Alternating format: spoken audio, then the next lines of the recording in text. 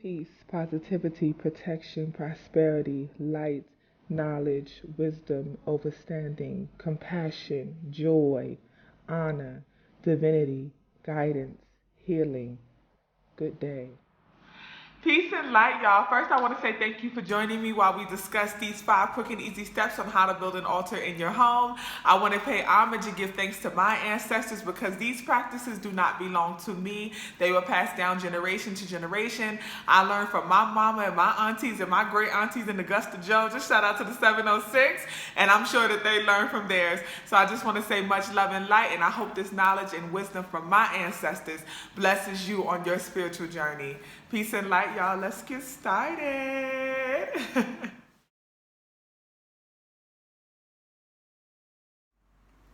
Step one.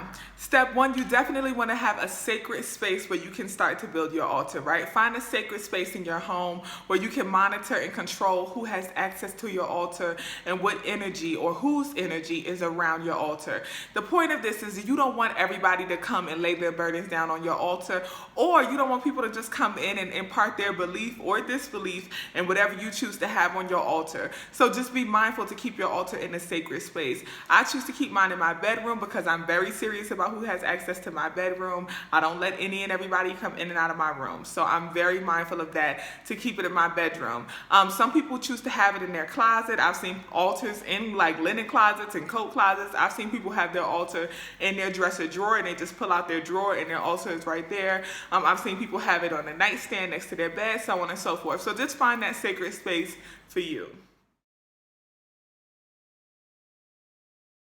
Step two is to keep cleansing herbs at your altar. You definitely want to make sure that you have cleansing herbs that you can keep near or around or on your actual altar, right? And the purpose of having these cleansing herbs is you want to be able to cleanse out the negative energy, remove any negative energy from or on around your sacred space, and you want to be able to make sure you uphold the sacredity of that space, right? So keep those cleansing herbs. Some herbs that I like to use white sage. And I also like to use impepu. Impepu is an African herb that is used very similar to white sage. It rids the space of negative energy and it calls in good, peaceful, positive ancestor energy, right? So just have some cleansing herbs on or near your altar. That is very necessary.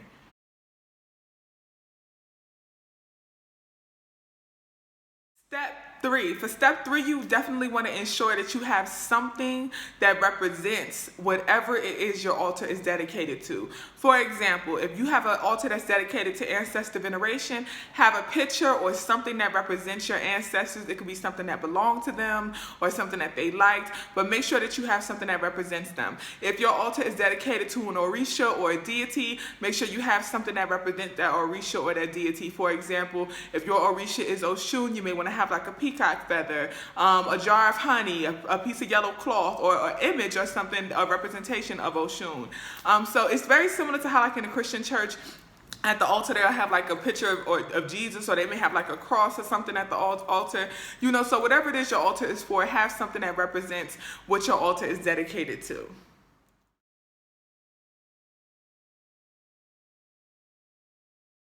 Step four. For step four, you want to have a space where you can give offerings and sacrifices to whom or whatever your altar is dedicated to, right? Usually when we go to the altar, we go to worship, we go to praise, we go to give thanks for blessings that we received, or we go to, ask for answers to questions, or to contemplate something, or to ask for enlightenment and more blessings, right? So because we're giving thanks for those blessings that we received, or we're asking for more blessings, you want to be sure that you give an offering as a method of gratitude for the things that you've already received, right? So an offering could be anything from something that your ancestors liked.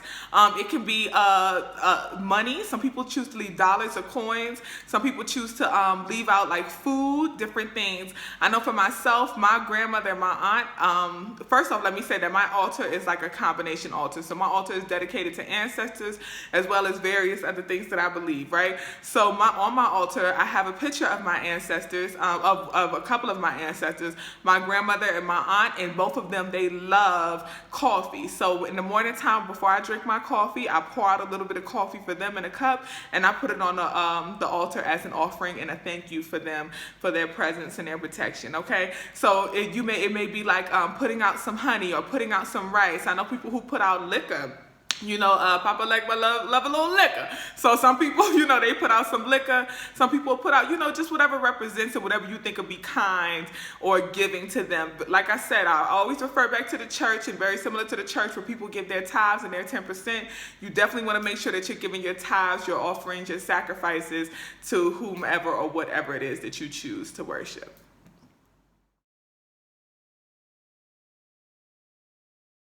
Step 5, you definitely want to have something that represents the elements, right? The elements that uphold the universe and keep us and sustain us as living spirits and entities on this earth, right? So the elements would be fire, water, air, land, or earth, right? So you want to have something that represents those elements. Now for fire, you may want to have a candle. Some people choose to place incense. Some people choose to keep a candle, actual candle burning on their altar at all times. Beware of that though. Be very safe and careful no matter what you do. For water, you can put a glass of fresh water out. If you are doing land, you may put out like flowers or something. I definitely love to have flowers on my altars for several reasons, and definitely one of them is to represent the element of land. Some people choose to put dirt, sand, so on and so forth. So just be mindful to have something that represents the elements on your altar, and that's just as a thank you to the universe for upholding us and sustaining us for so long, okay? So keep something for those elements.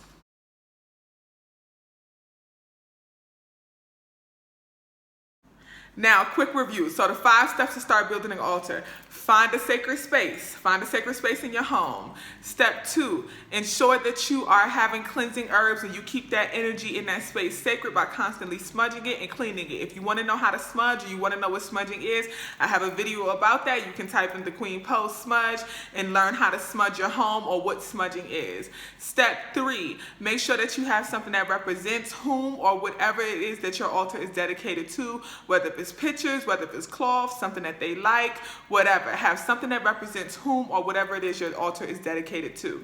Step 4, make sure that you have a place or a space that you can give offerings and sacrifice in gratitude for the things and the blessings that you receive from whomever or whatever your altar is dedicated to. You always want to come with a thank you before you come with an ask, okay? So have a space where you can give offerings and sacrifices as a thank you for the blessing of being here and all the things that you've been blessed with, okay? Step 5, last but definitely not least, make sure that you have the energy and the love and the light and the gratitude for the elements that we are provided with, okay? So have something that represents those elements. Fire, water, land, air, okay? Have something that represents those elements. Much peace and light. I hope this video is helpful for you. If you have any questions or concerns, or you want to add any of your personal tips for things that you like to keep on your altar, please leave them below. Be mindful that this is just the beginning steps. Your altar can enhance and increase and build. A lot of people like to put various things. I know for me, I love crystals. Clearly, I love crystals. I love to put a lot of different things on my altar, books, so on and so forth. So you can put out whatever it is that you feel is sacred for you.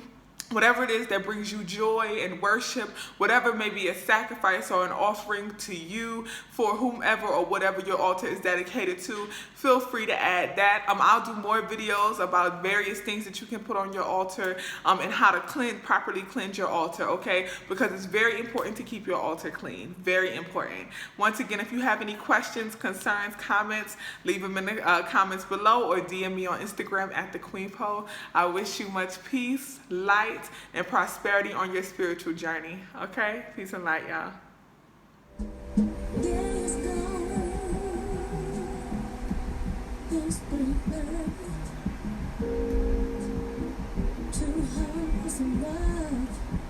Love